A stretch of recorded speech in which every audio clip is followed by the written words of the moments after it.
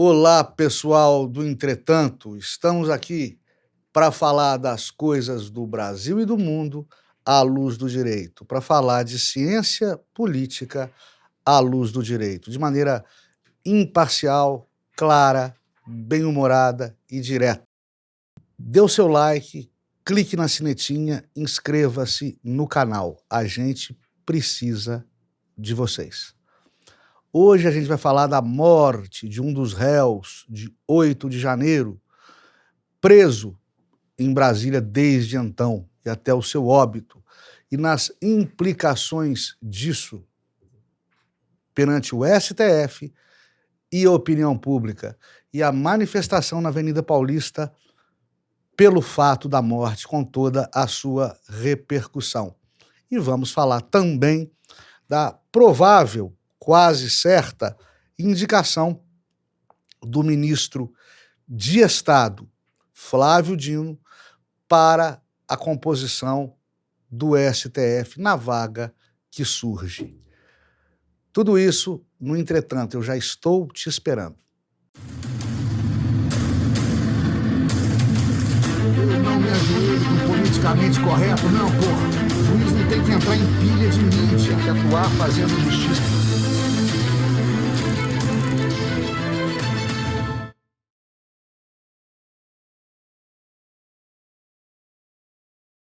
Vou falar aqui o nome dele, Clériston Pereira da Cunha. Clériston Pereira da Cunha. Moço forte, pai de família, preso desde os atos do 8 de janeiro e por conta deles. Primário, bons antecedentes, residência certa e ocupação fixa, e deixado preso. Centenas, talvez milhares de presos por assalto, homicídio e tráfico são soltos pelos juízes e tribunais brasileiros todo dia, com base nesses argumentos. Primário, bons antecedentes, residência certa, ocupação fixa. Esse primário, gente, para muitos tribunais, para a jurisprudência dominante, é não ter condenação anterior transitada em julgado. Já basta para muito juiz considerar primário e, com base na primariedade nesses outros atributos, soltar. É o precedente dominante no judiciário brasileiro hoje.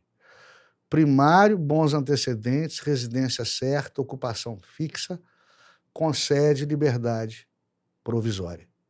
No entanto, para Clériston e para vários de seus supostos comparsas dos atos antidemocráticos do 8 de janeiro, esses argumentos não serviram. E eles permaneceram e permanecem presos até aqui. Esses argumentos não serviram para o Clériston. Ele permaneceu preso após alguns pedidos de soltura, como outros de seus supostos comparsas acusados dos atos antidemocráticos, dos quais eu já falei aqui. Eu falei também que o Clériston era moço e forte, mas ele não era saudável. É esse o detalhe. Vários pedidos dele, da sua defesa, claro, de liberdade ou de substituição da prisão preventiva por recolhimento domiciliar com monitoramento eletrônico, foram realizados. Esse pedido é o que o leigo chama de prisão domiciliar com tornozeleira. Pronto, sem complicação. Sempre alegando doença, mal físico, eminente perigo para a sua segurança biológica, com laudos, evidentemente. E como os pedidos, ou ao menos o derradeiro deles, não chegou a ser apreciado, Clériston morreu na cadeia. Clériston morreu na Papuda. É o primeiro dos terroristas do 8 de janeiro a morrer. Não vai ser o último. Afinal, todos iremos desta para melhor um dia. Mas a morte dele, emblemática, serviu para um protesto com milhares de manifestantes na Avenida Paulista nesse último final de semana. Juízes não podem ser responsabilizados criminalmente, administrativamente, perante as suas corregedorias, o CNJ, ou civilmente, buscando-se indenização, por decidirem desse ou daquele jeito, assim ou assado, deferindo ou indeferindo pedidos. Eles são livres para decidir, livres para aplicar a lei, livres para aplicar a justiça. Eu já disse isso aqui. É assim que é em uma situação de normalidade jurídica, em que prevaleçam a normalidade institucional e constitucional. Portanto, o fato de haver pedido de soltura de preso negado, seja por um juiz, por um desembargador ou por um ministro do STF, não importa necessariamente em erro do magistrado, muito menos erro passível de punição, em falta contumaz, em crime, ainda que o preso venha a falecer. Isso porque, pessoal, não há crime de hermenêutica, crime de interpretação da lei. Magistrados e também promotores não podem ser responsabilizados por decidir, opinar, pedir, emitir parecer, condenar ou absolver. Porque as decisões de juízes, Ministério Público, várias instâncias de poder, são imparciais e em nome do Estado. Quando eles decidem, é o Estado que está decidindo.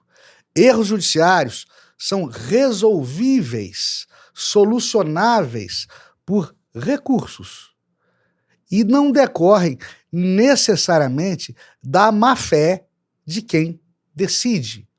Ainda que um pedido de soltura de réu doente, seja negado e o réu venha a falecer, preso.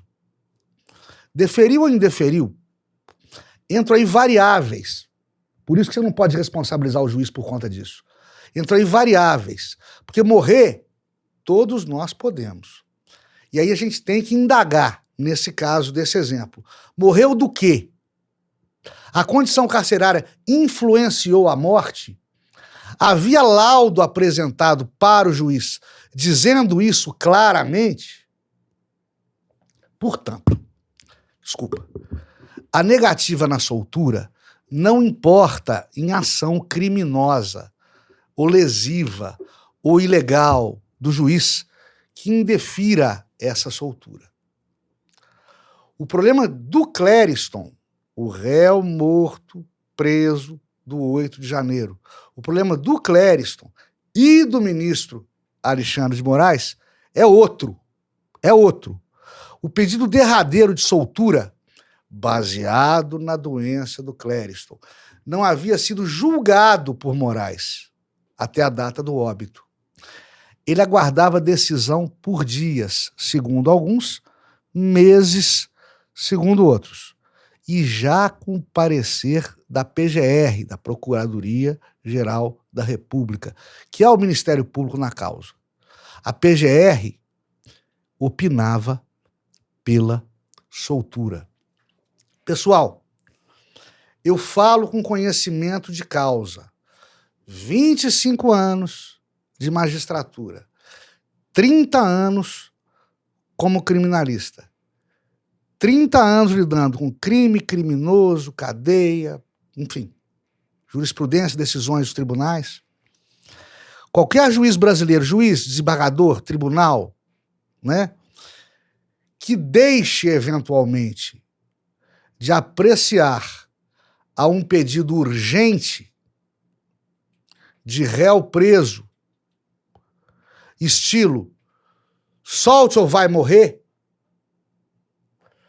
qualquer juiz ou desembargador ou tribunal que por qualquer motivo deixe de apreciar com a urgência possível, com a presteza possível, a um pedido dessa natureza, terá sérios problemas com a sua corregedoria, terá sérios problemas com o CNJ, poderá ter sérios problemas com a polícia. Eu não estou falando aqui de deferir ou indeferir. Eu estou falando aqui de não julgar em tempo hábil a um pedido urgente que diga da vida de um preso. Eventualmente, julgar para dizer, não acredito que ele esteja doente. Eu acho que esse laudo está errado, ou não juntou laudo, ou é frescura. Não acredito que está doente, não vou colocar em prisão domiciliar. Ok, indeferiu. O preso morre. Acontece. O juiz errou, o Estado errou. Não é uma transgressão funcional, não é um crime do juiz, porque não existe crime de hermenêutica. O juiz deferiu da mesma forma, né? Deferiu em cima de um laudo falso, deferiu porque acreditou numa mentira do réu que afirmou através de sua defesa que estava doente e não estava. Errou para o outro lado. Mas também poderia errar, é o Estado errando. Também não pode responsabilizar o magistrado. Agora, não julgar, deixar por semana. E vou falar para vocês, tem que julgar não é em dias, não é em horas. Chegou em mesa o pedido, municiado com os documentos indispensáveis, municiado com parecer ministerial, o juiz deve julgar imediatamente. É uma vida humana que está em jogo. Ou não, ele que decida. Não poderia deixar de julgar. E olhem que neste caso, o Ministério Público, que é o bicho-papão do processo penal, que é o domino litis, que é o titular da ação penal, que é quem está interessado em punir, porque o juiz tem que ser imparcial. No caso do Clériston, a PGR e o Ministério Público já tinha opinado pela soltura. Ou seja, o que acontece no Brasil, para os juízes brasileiros, não é o que acontece em Brasília para os ministros. Sintomaticamente, depois da morte emblemática desse réu antidemocrático, mais 4 dos seus supostos comparsas foram soltos. Deve ser por motivo de saúde. Alguém aprendeu. Tarde demais, mas aprendeu. O ministro Alexandre de Moraes foi deixar o Clériston sem decisão. O que vai acontecer agora? A ministra Rosa Weber disse em plenário que os presos da Papuda e da Colmeia, lá em Brasília, adoram ao ministro Alexandre e que o aplaudem quando ele vai lá. Inclusive é aplaudido pelos presos do 8 de janeiro. Com todo respeito, a ministra Rosa, que é oriunda da magistratura trabalhista, ela era juíza do trabalho, desembargadora do trabalho, aparentemente ela não conhece a índole e o comportamento dos detentos nos presídios e nas penitenciárias brasileiras. Presos aplaudem por medo, por respeito e até por admiração. Mas também aplaudem para agradar e para ser soltos. Não podemos esquecer também do grande número de presos de facções criminosas que comandam internamente aos outros detentos em penitenciárias brasileiras, inclusive na Papuda de Brasília. A propósito, em quem será que esses presos de facção votam ou votariam? O que é preciso saber nesse Brasil polarizado é o seguinte: você aplaudiria Alexandre de Moraes como os presos da Papuda, ou você o vaiaria como os manifestantes da Avenida Paulista? Eis a questão. O ministro Alexandre de Moraes, dentre outros ministros do STF, atraem problemas para eles próprios. Problemas que não resolvem, que prejudicam o país e o povo. Não estou falando que é doloso, não estou falando que é maldade, mas é um fato, são fatos objetivos. Por quê? O Supremo nasceu e existe para ser uma corte constitucional de justiça, para decidir ofensas à Constituição, ofensas graves à Constituição, causas magnas, causas macro, né? E não causas micro. Não para julgar crimes em primeira ou única instância. O TSE é idem. O TSE existe para regulamentar e fiscalizar e administrar eleições e para decidir demandas surgidas durante o processo eleitoral, mesmo durante a campanha eleitoral, ou em decorrência disso. Nunca a gente viu uma ultracompetência da Corte Eleitoral para presidir e julgar casos que ocorreram após as eleições. Os ministros em Brasília, sobretudo os ministros do STF, mas também do TSE, criaram uma interpretação de supercompetência do STF que já existia anômala, estranha a um governo republicano e democrático, estranha aos regimes republicanos ocidentais democráticos, já uma macrocompetência do STF ainda mais inflada pelo entendimento dos senhores ministros. Como, por exemplo, para presidir inquéritos ou ações penais em que o STF, enquanto instituição, e os seus ministros, enquanto pessoas naturais, né, e o que representam, são vítimas. O juiz julgando feitos em que ele consta como vítima.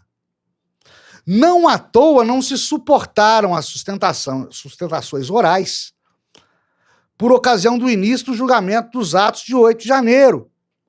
Porque virou debate, e acalorado, e viperino. Porque ali não estavam juízes, ali estavam vítimas.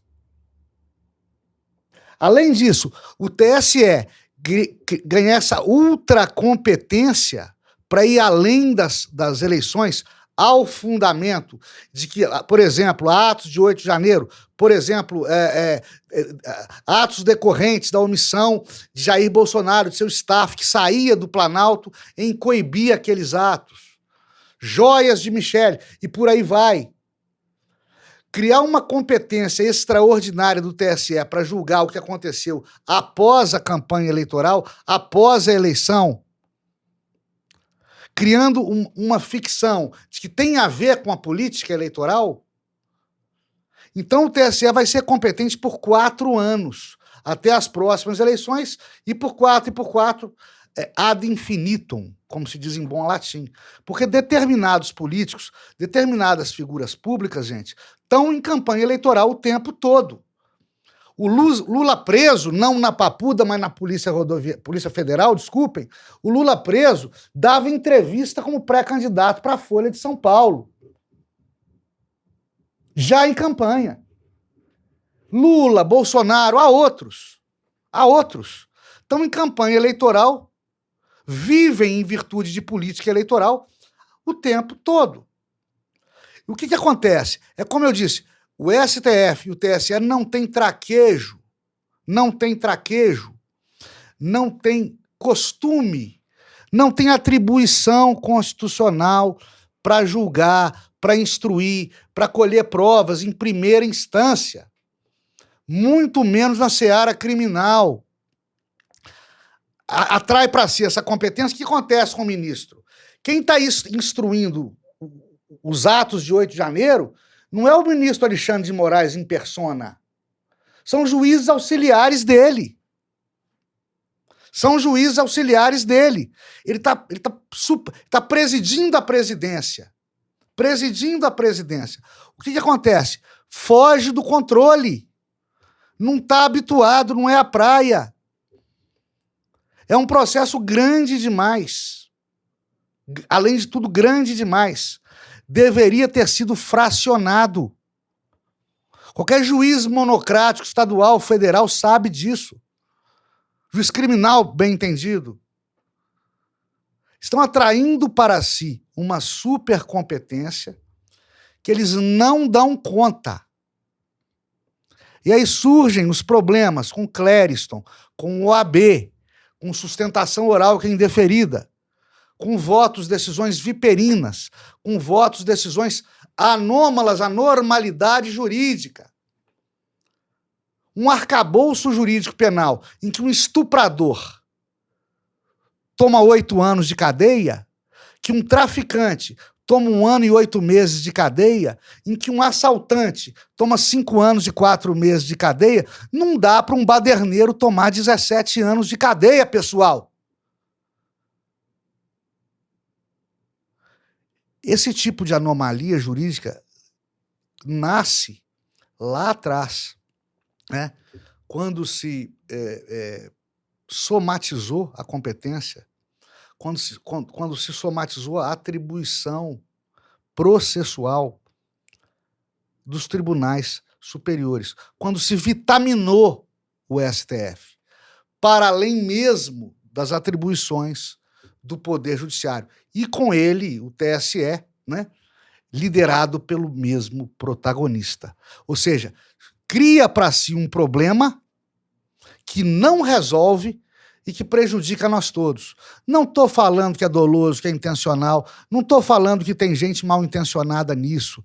O Entretanto é um programa imparcial. A crítica aqui é jurídica. A crítica aqui é jurídica. É ultracompetência, atrapalha os trabalhos, não distribui corretamente justiça. É um erro. Vitamina, anaboliza os tribunais superiores em detrimento dos órgãos jurisdicionais inferiores. Vitamina um poder em detrimento dos outros. É um erro. E é um erro que nos torna a todos vítimas.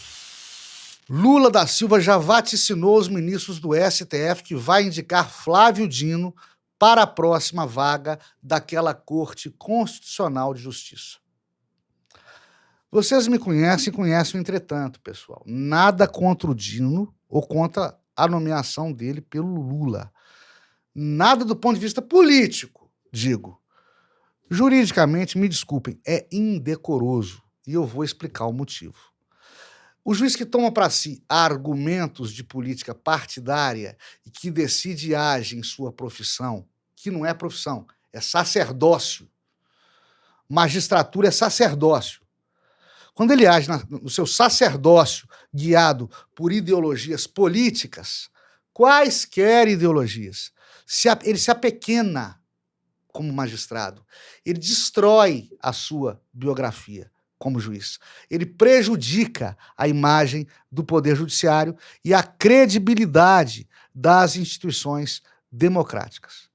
Foi assim com o Sérgio Moro, o Witzel e agora Dino. Dino na via reversa. Era juiz, virou político, vai voltar a ser juiz. Vai dar no mesmo.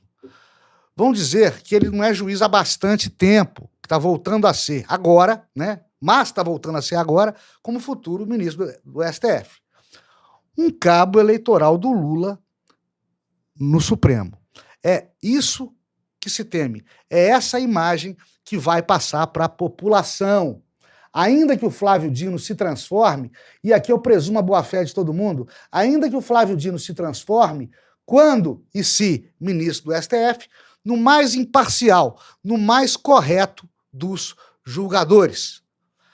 Pessoal, a recíproca também é verdadeira. O sujeito vem de berço político, vem de militância político-partidária. Ele não pode virar juiz. Você politiza o judiciário dos dois lados, né? O juiz que abandona a toga para entrar na política e o político que veste a toga para virar juiz. O discurso, a retórica do discurso político não combina com a dialética e a logicidade analítica do discurso forense, sobretudo o discurso forense do magistrado. A falta de credibilidade da qual goza a classe política hoje, e eu também acho que isso é injusto, não se pode generalizar, mas o fato é que a falta de credibilidade na classe política hoje, essa falta de credibilidade contamina a toga.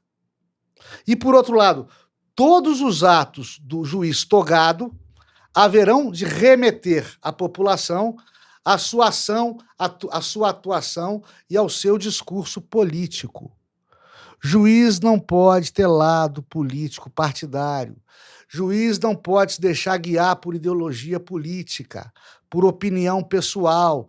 Eu, por exemplo, tá?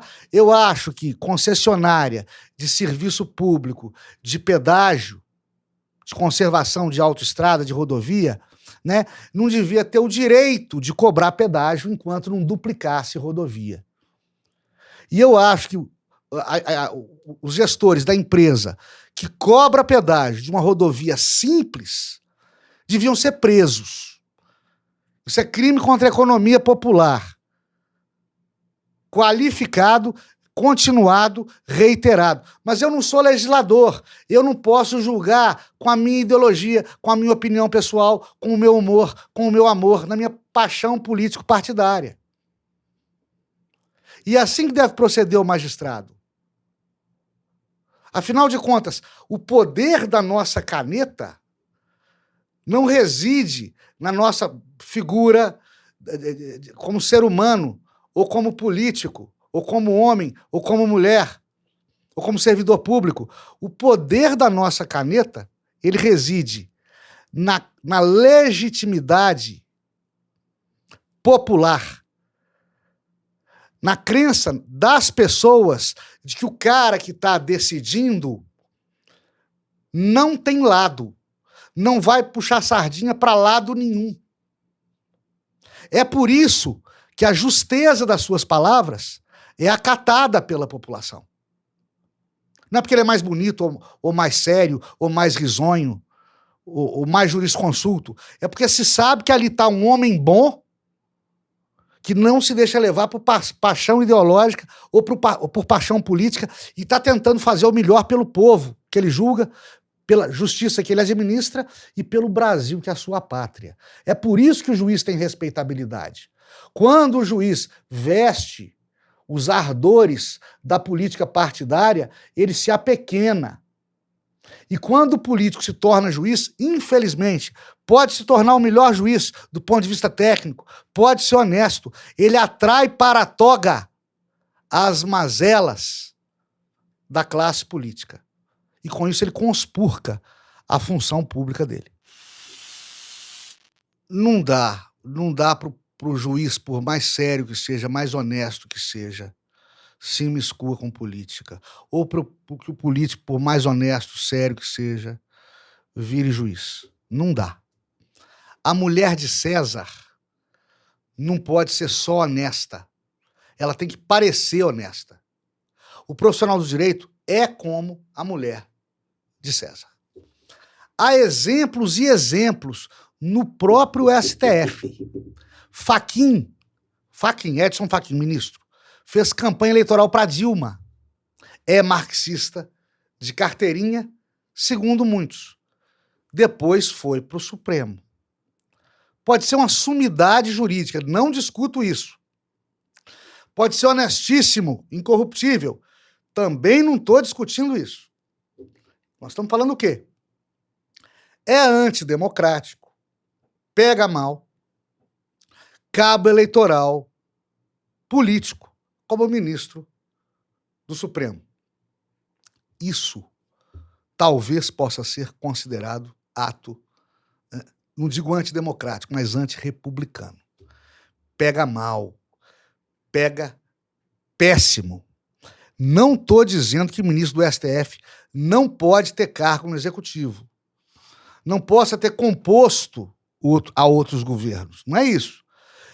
Digam o que quiserem do Dias Toffoli ou do Alexandre de Moraes, mas eles exerciam cargos técnicos para Lula e para Temer, respectivamente.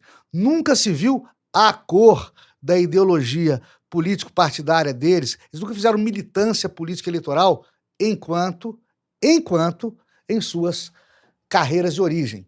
Dizem também do Mendonça de Barros, do Cássio Nunes Marques, nomeados pelo Bolsonaro. Os dois são técnicos, vieram das bases da advocacia e do Poder Judiciário e continuam técnicos. Vocês estão vendo isso?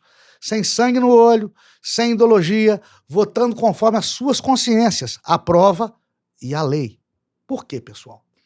O que Bolsonaro tentou não foi aparelhar o sistema, foi desaparelhar. Ele falou isso, mas ele não foi entendido. Fizeram muito barulho, muito burburinho, muita maledicência, muito oportunismo midiático para tirá-lo do poder. Eles esconderam os bons feitos do Bolsonaro, e isso foi um bom feito dele, tentar desaparelhar o Estado, tentar desaparelhar o sistema. Tentaram esconder os bons feitos dele no berro. O que o Martin Luther King dizia mesmo? O que me assusta não são os gritos dos maus, mas o silêncio dos bons. O juiz não pode ter lado político, pessoal. É político partidário. Ser político todo mundo é. Pensar político todo mundo pensa. Não pode ter militância política partidária. Não pode nem aparecer politicamente quando isso envolva política partidária. Militância nenhuma. Sempre que isso acontece, sempre que isso ocorre, perde a República, já combalida, perde o país com seu povo desacreditando cada vez mais nas instituições. Para terminar aqui, falei do Martin Luther King, uma frase linda dele de perseverança. Se não puder voar, corra. Se não puder correr, ande. Se não puder andar, rasteje. Mas continue em frente de qualquer jeito. Fiquem todos com Deus. Até a próxima. Dê o seu like, clique na sinetinha e inscreva-se no canal.